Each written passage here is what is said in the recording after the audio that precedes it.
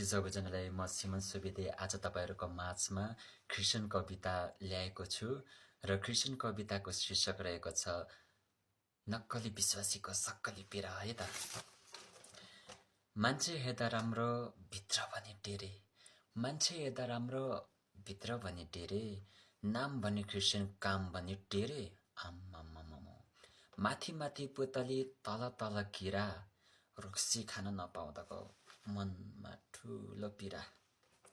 चुरोट खान मन लाग्यो अगाडि पास्टर बाउ, आम्मामामा चुरोट खान मन लाग्यो अगाडि पास्टर बाउ, लुकी लुकी खान्छु भनी लाउन थाले दाउ। पेट मेरो दुख्यो भनी टोयलेट जान थाले, पेट मेरो दुख्यो भनी टोयलेट जान थाले, लुकी लुकी झारी छेउ चुरोट तान्न थाले है। पास्टर बाउ देखेर झारी भित्र लुके, छी गोबर किल्चेछु भुइँमा थुक्क थुके।